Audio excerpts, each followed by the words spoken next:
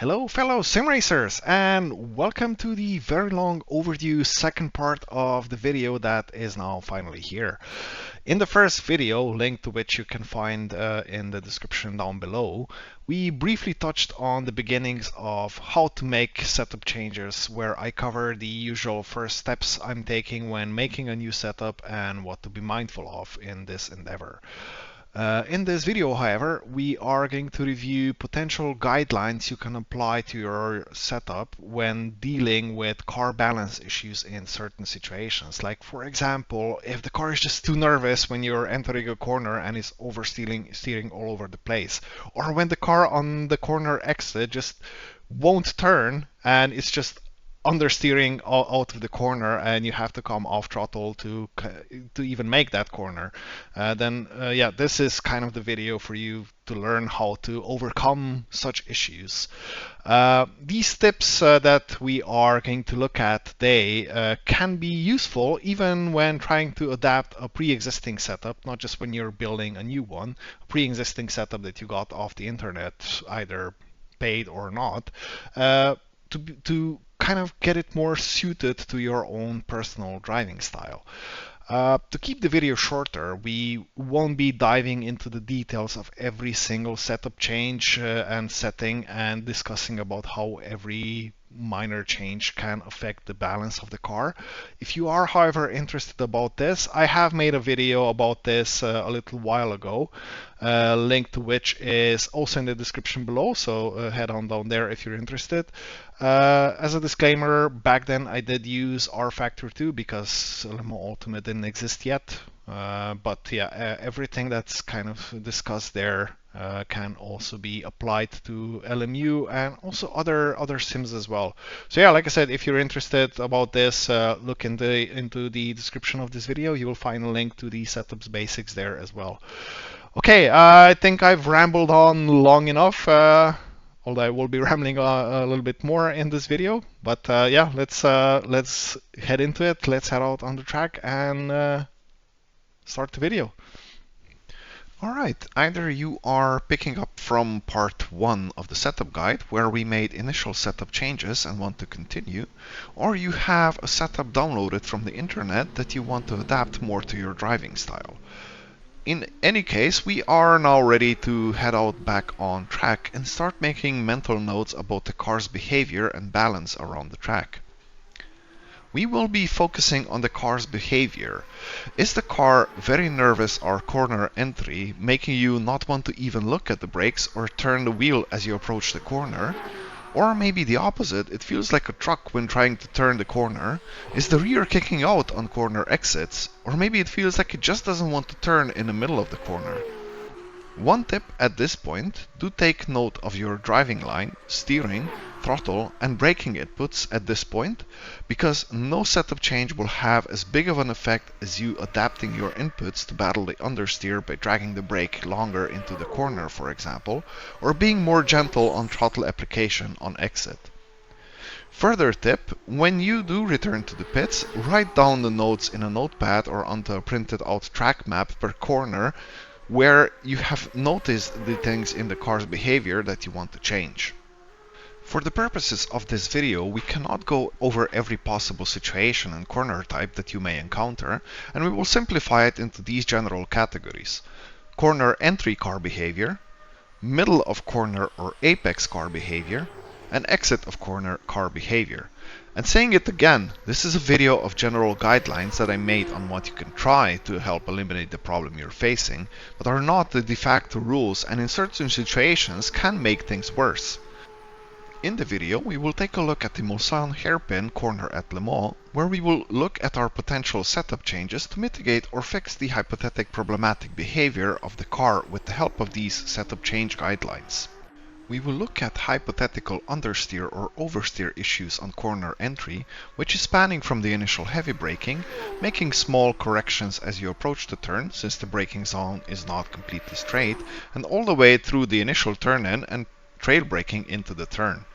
From where we'll look into issues you might have in the middle or at the apex of the corner when you are transitioning from brake application into throttle application and gradual acceleration.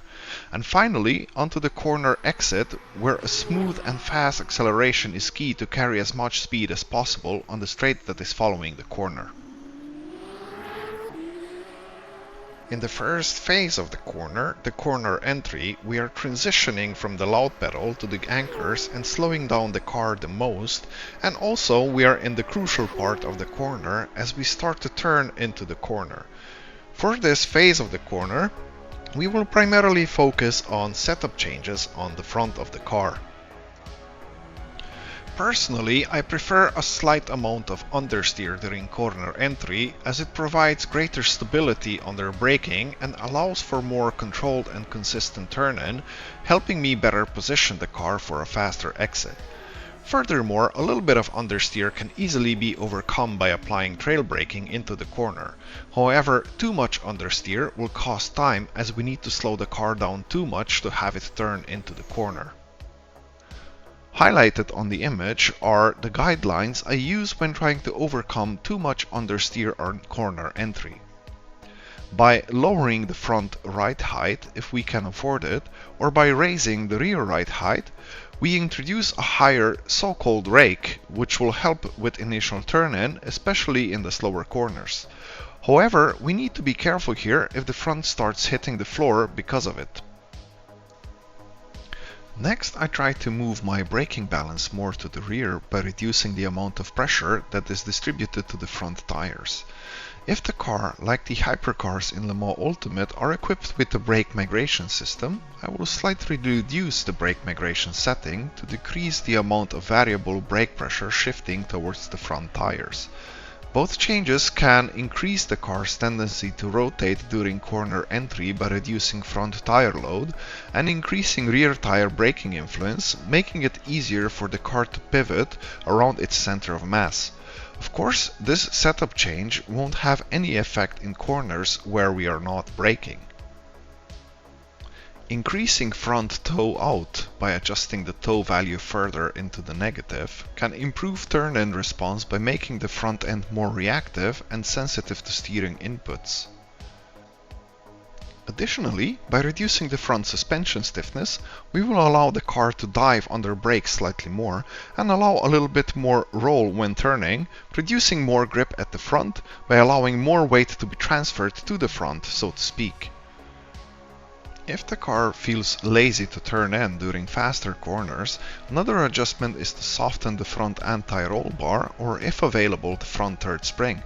This will allow the front of the car to roll and compress more during cornering, which can increase front end grip and improve turn-in response.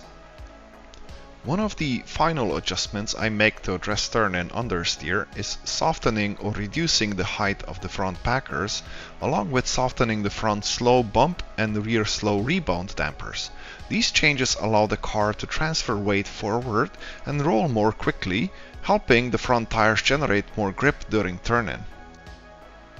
Finally, to improve rotation into corners, including those where only a throttle lift is needed, I adjust the differential settings. Lowering the coast locking and preload allows more differential slip during deceleration, effectively shifting more torque to the inside wheel and helping the car rotate more easily into the corner. Particularly in fast corners, reducing rear toe in, setting the toe to a higher positive value, can help improve turn-in response by making the rear of the car less stable and more willing to rotate. And as a final step, aerodynamic adjustments can also be considered, such as lowering rear wing angle or increasing front wing angle if the car setup allows it.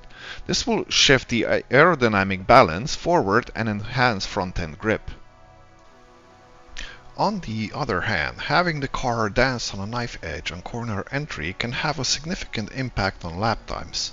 We want to have the rotation of the car, but too much of it is indeed a problem, because while we're fighting the car on entry, we are severely sacrificing the ideal positioning of the car to have the best possible exit out of the corner.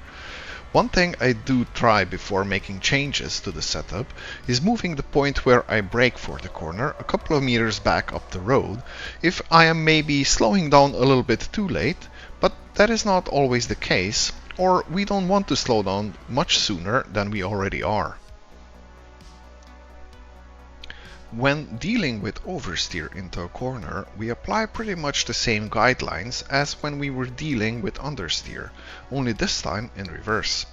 To keep the already long video as short as possible, here is just a quick rundown of the guidelines I will personally follow, where the initial ones have the most impact in most cases. Reduce the car's overall rake by reducing the rear ride height or increasing the front ride height. Stiffen up the front suspension, and for faster corners, stiffen the front anti-roll bar. Reduce the front toe out by setting the negative toe value higher or bringing it closer to 0.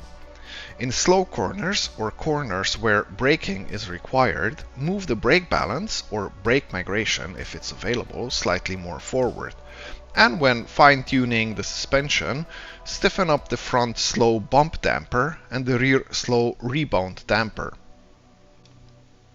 Our main aim is to make the front of the car stiffer and more resistant to pitch changes under braking and overall roll when turning. This will reduce the amount of weight transferring to the front in these situations, naturally inducing a little bit more understeer as it will have less grip at the front. Furthermore, especially in mid to high speed corners, we can again look to increase the rear toe in by setting the toe value to a higher positive number to settle the rear end a little bit. And as a last resort, we can also increase the rear wing to give it more downforce, which will of course also slow down the car on the straights. After corner entry comes the mid-phase of the corner, or the apex, where we are usually the slowest in the corner, doing most of the rotation and transitioning from slowing down to speeding up. When dealing with understeer or oversteer in this phase of the corner, we can apply similar changes to the car as when dealing with car balance issues at corner entry, but we can also start to look into more changes at the rear of the car as well. When trying to solve understeer in the middle of the corner where I am happy with corner entry balance, I will additionally try setting the front tire negative camber a bit higher, meaning the number will be more negative and further from 0 to give the tires a bit more lateral grip.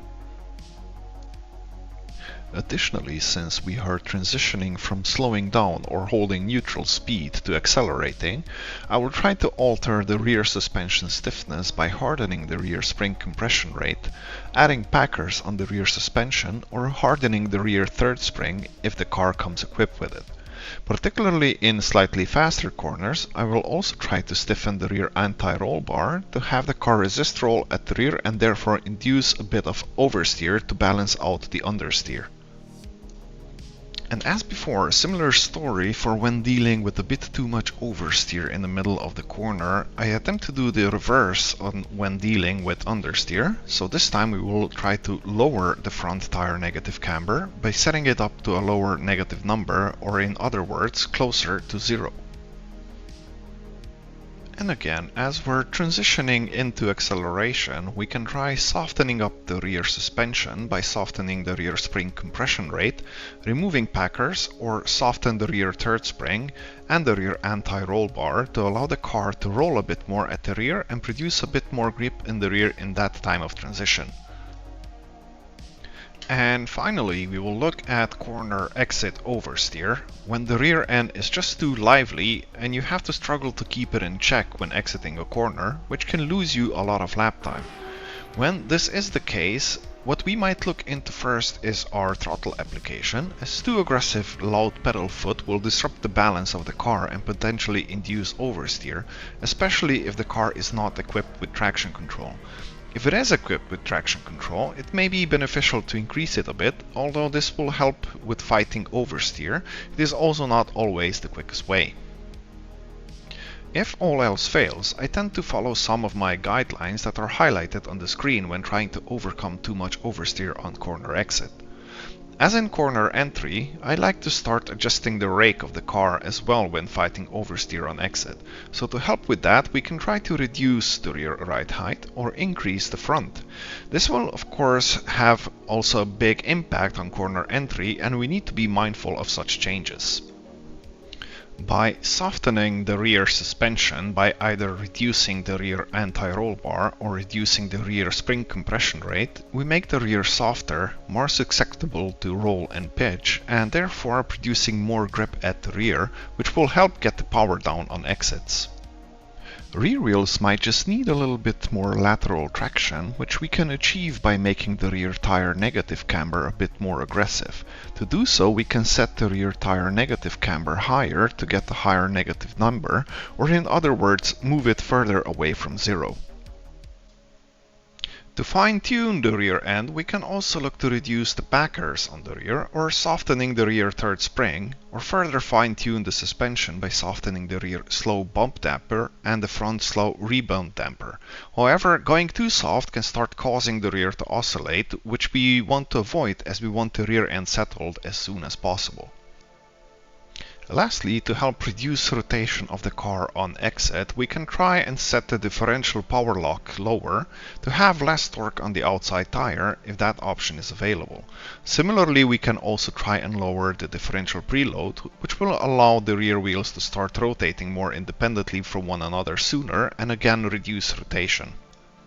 And in the slightly faster corners, we can try to again increase the rear tire toe-in, settling the rear down a little bit more, or employ the best weapon we have to fight oversteer, aero balance. By setting the front aero up lower or the rear wing higher will help keep the rear planted. While fighting the rear on the exit is a time sink, not being able to turn out of the corner and having to either back off the throttle or turn the wheel too much will also lose a lot of time or cause higher tire wear, something we want to avoid, and to do so we can again employ changes to similar settings but in the other direction. To help with getting more rotation out of corners, we can take more or less the same guidelines we were employing when fighting oversteer, but we flip them in the other direction. To keep it short, here are the changes I attempt to make. Add more rake to the ride height by either lowering the front ride height or heightening the rear ride height. Hardening the rear suspension by reducing the rear spring compression rate or hardening the rear anti-roll bar, which will prevent the rear from rolling and squatting as much acceleration, inducing a bit of oversteer. And to fine-tune the rear suspension, I will again also increase the rear packers or stiffen the rear third spring.